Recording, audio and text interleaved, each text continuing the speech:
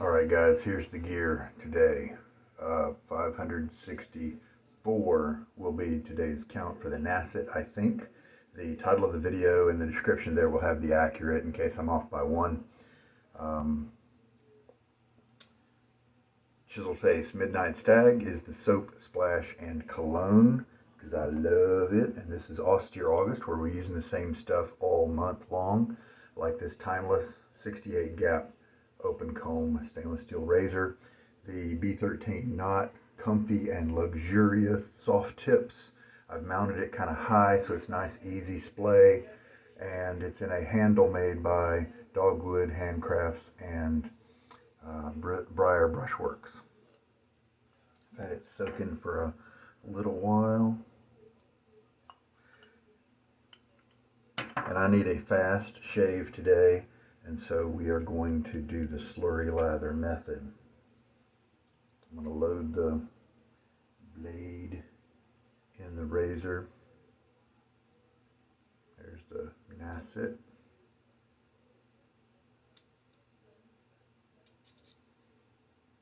Got so many things to do today that it is just crazy, mind-boggling.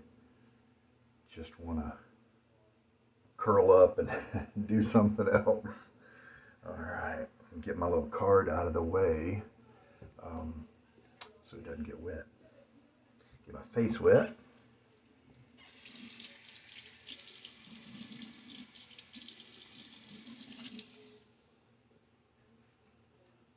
I have a video on how to set a brush knot, into a handle. And I think it's a great way to go because you can customize that to your own needs.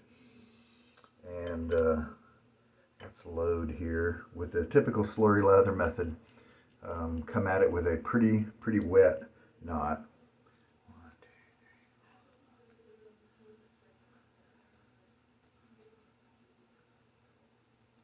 I went ahead and went with 20 swirls. It's probably too many, but I just want to make sure I get it done today.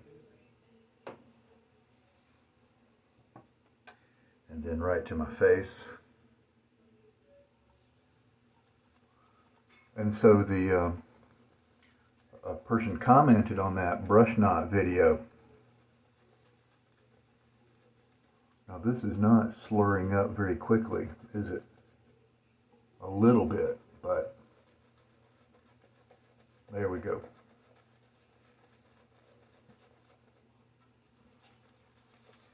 And they made the point, and this is something I have commented on before, that, if you steam out a knot, it can affect the handle. Even resin handles sometimes will be weird, and they can discolor or different things like that.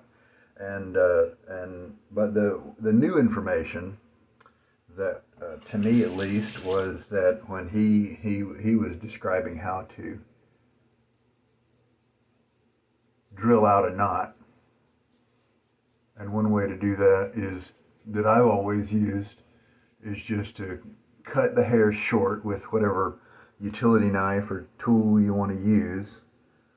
Cut them down as close as you can, and then drill down into the glue bump, into the glue plug, and just keep drilling it away. Maybe use a Dremel to eat away at the glue plug, and then eventually you get all your glue to where you can just kind of clean it up and scrape it away and all that. But his interesting take, and apparently he's done this, is to drill down some and try to go all the way through the glue bump, but maybe not to the handle part, and then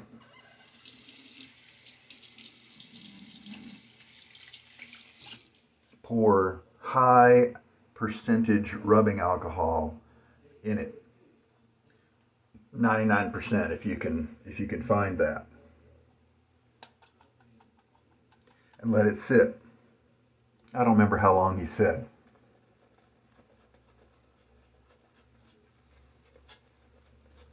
And that rubbing alcohol should dissolve even the most stubborn epoxy. And I thought that's pretty interesting. So that's the new part that I learned there. Use that rubbing alcohol to kill the epoxy.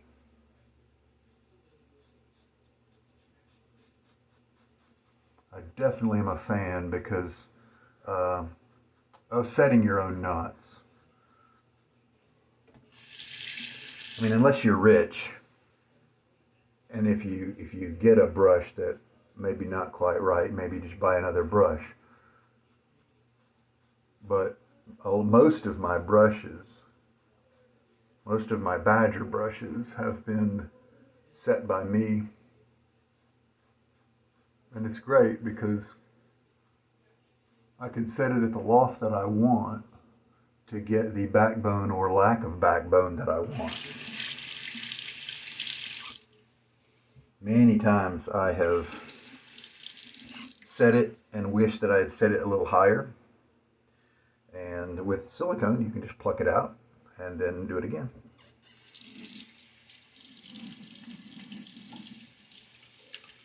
With epoxy, that is pretty much impossible. You have to destroy either the handle or the knot in most cases. So that's the second pass. I probably should have shaken out a little bit more water, which is why the slurry didn't really develop as quickly on that first pass, and why I still have some standing water in here.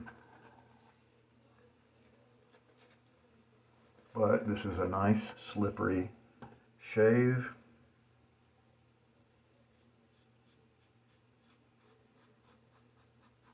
With the first two passes taking down, maybe 95% of the growth.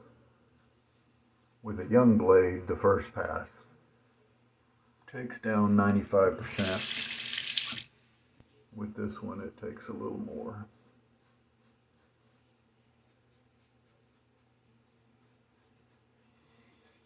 Especially with synthetics, I like to mount those high as well, in addition to the two-band Badgers. Those are the ones that I have to mount kind of as high as they'll go in the handle.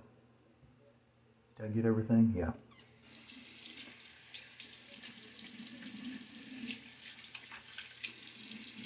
Have to just mount them super high to try to get as little backbone as possible, because those, by their very nature, generally have strong backbone. The motherlode knot does not have strong backbone, so that one is the only synth I can think of where I could, perhaps sink it a little deeper into the handle and be happy with it.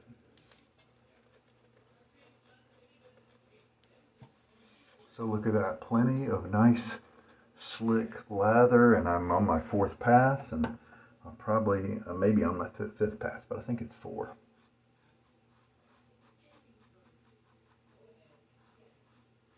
Maybe I'll just do 4 today.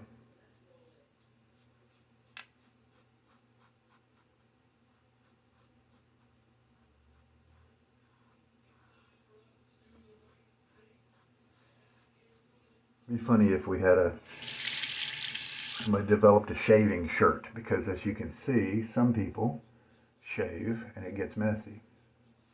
And so it's a shirt you put on just to do your shave, and it can get messy. And then you put on your real shirt afterwards. Yeah, nice, slick feel. Happy with that. That's a good example of a slurry lather, even though it did take a little bit more work to get it going. I think that was largely because this brush just holds so much water that was getting in the way of the slurry at first. It was kind of washing it away.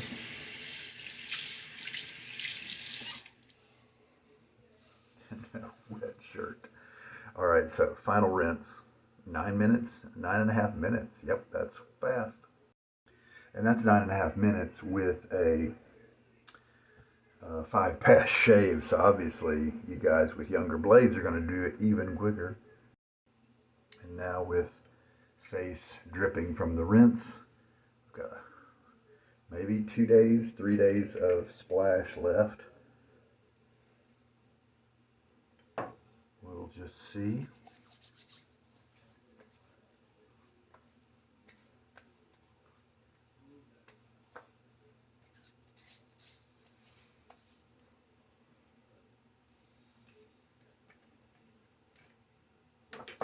Rinse out the razor.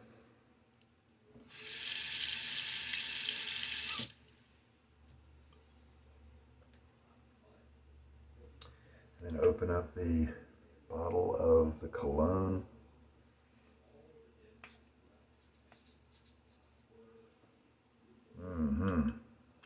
One of you guys commented recently about Sean, maybe. Am I tired of using the same gear all month? Is it growing old? And the answer is not really, almost certainly not really, because while I do look around and I see a brush on the counter that I'm like, oh man, I'd love to whip that out and use that on my next shave. Oh no, I'm still using this. I do miss being able to swap gear. I'll see a razor that I haven't been using in a while, and I'm like, oh, I'd love to use that. But no, I mean, there's plenty of other shaves, right, to use that stuff. So I'm not missing it in a real way. And the nice thing about Stag is that it's not a scent that I get tired of. There are definitely some that I do, but I've done a month of Stag for a few times now, 5 times maybe, something like that, and I have never gotten tired of it. Always do it in August. It's awesome, and it only got better when I brought in the cologne. The first time I did it, maybe in 2018, I can't remember. I did not have the cologne yet. I didn't know how awesome the cologne would be, and it is a little expensive. And so the cologne brings different nuances to the scent that you just don't get with the soap or the splash, and so. The cologne especially makes it much more kind of user-friendly, and some neat aspects to it that shine with that. So the answer is no. I do not get tired of using this setup.